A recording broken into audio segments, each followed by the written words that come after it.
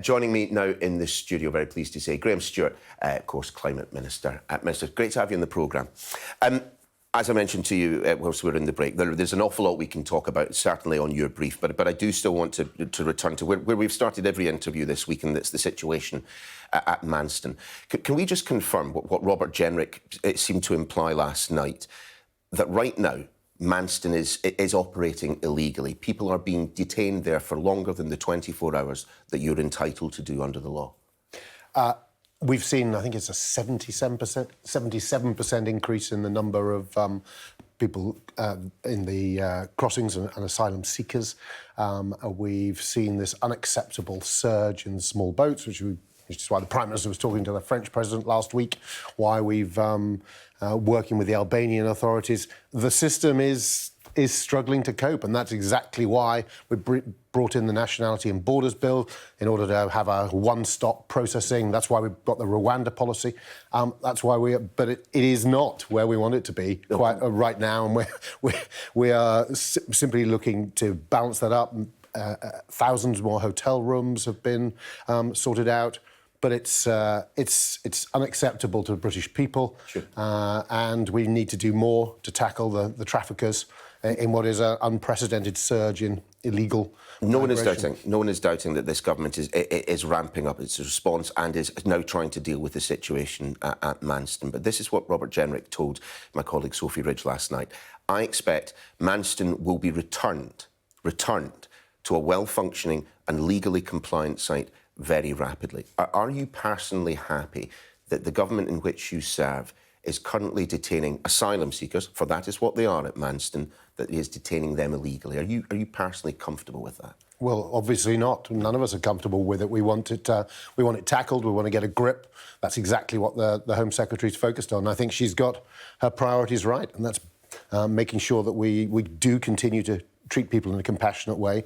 But fundamentally behind this, of course, are all these illegal gangs, and British people look on it with disbelief. Including council leaders down in Kent. They've written this letter to the Home Office last night. There are a couple of bits in it that leap out. Put simply, this says, Kent is at breaking point. Secondary schools in Canterbury and Ashford currently have no Year 7 and Year 9 places for local children due to the unexpected and therefore unplanned for arrivals of refugee children. They also mention that there are around about 20,000 on waiting list for council housing there. We're now talking about local children not being able to get access to their school. On a human level, why has the government let this situation develop? I understand that there has been a ramping up of numbers, but it has been a pretty consistent ramping up of numbers. It's not been some overnight exponential rise. Well, there has been an incredible surge, but one of the reasons for bringing in dispersal, which is one of the policies to make sure that every local authority right around this country shares in taking on this burden. It is immense. And we recognise that the people of Kent and the public services in Kent should not be carrying that burden alone. And that's why we're looking to bring in all these measures. That is our focus. That's the Home Secretary's focus. We're not claiming it's acceptable right now, and that's why we're taking steps to put it right. Just one other thing to pop in the screen there. And of course, we've mentioned Albanians, and there is certainly a feeling that a significant number of those who have been coming here for criminal reasons. Well, Albania's Prime Minister, Edi Rama, is not desperately happy about this. He tweeted this last night. Albania is not a rich country and was for a very long time a victim of empires. We never had our own. We have a duty to fight crime at home and are doing so resolutely, as cooperating closely with others too. Ready to work closer with the UK, but facts are crucial. So is mutual respect. I think we may have the wrong one there. Yeah. But in essence, what the Albanian Prime Minister is suggesting is that perhaps some of the rhetoric that is being directed at his fellow countrymen and women might just be slightly over the top. Well, I'm grateful for the work we're doing with the Albanians, and they have been sending senior police officers over so as to speed up processing. We've got an expedited system to return Albanians if it turns out that they are not legitimate asylum seekers.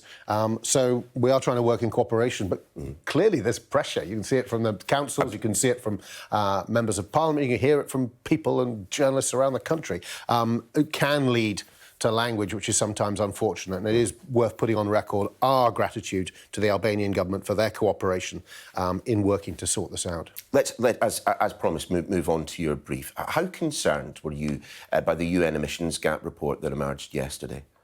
Well, we're absolutely focused on making sure that the Glasgow Climate Pact is converted into action. And as you say, the world is not on track for 1.5 degrees. 2.8%, 2.8 degrees was what they were suggesting. Report after report after report.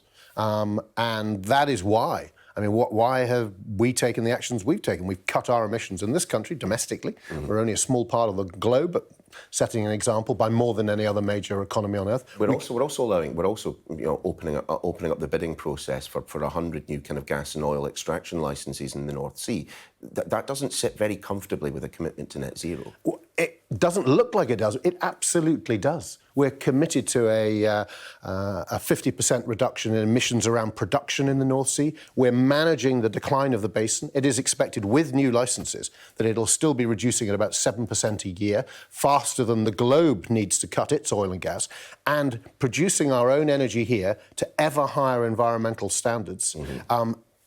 Stopping us spending billions on bringing in oil and gas from other countries. It's a weird argument when you're going to have to burn oil and gas up to 2050 and through 2050, even on net zero, to think that buying it from abroad is somehow superior from doing it at home. Well, it's going to be sold in the same market. We're not going to get it cheaper just because it's produced. It's not about being cheaper, but if you but you're buying it from the international market. Well, you're buying it if you have domestic production. I mean, the tax on that at the moment is 65%. I mean, it is $7 billion from the windfall levy that was brought in, $10 billion next year.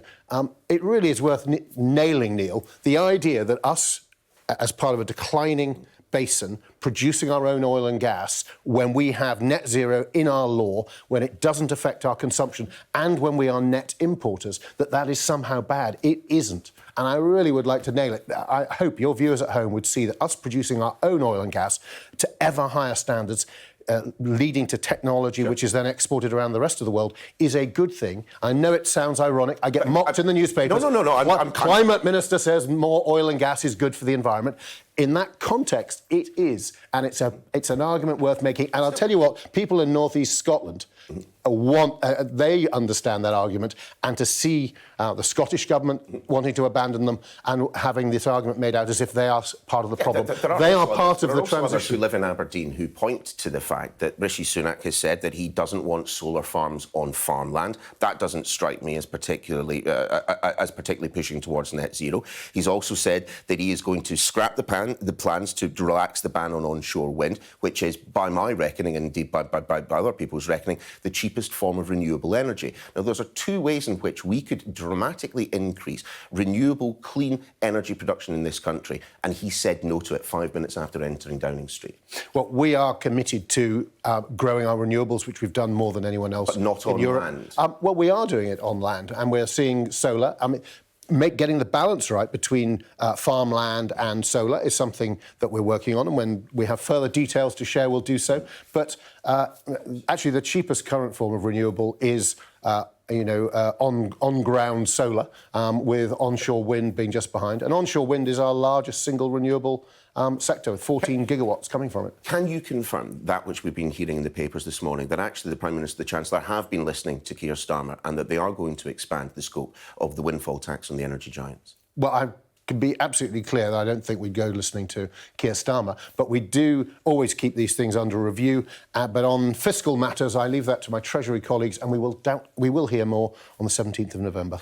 Just one final word from you on Matt Hancock, who we're now hearing is getting £400,000 for appearing on I'm a Celebrity. That's nearly 5 times his MP salary. Look, is there perhaps a degree of hypocrisy from the Conservative Whip's office? They've removed the whip from Matt Hancock for going to Australia. They didn't remove it from Boris Johnson for going to the Caribbean on a holiday. He wasn't doing anything about dyslexia. Or indeed from Liz Truss, who I'm reliably informed is also abroad on her hauls.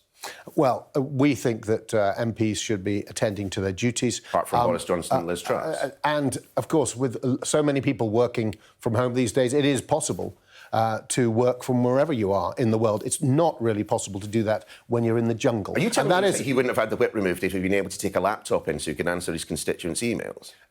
I think while you're eating various worms and sticking your head in unpleasant places, it's quite hard, Neil, to concentrate on what's going on in your Suffolk constituency.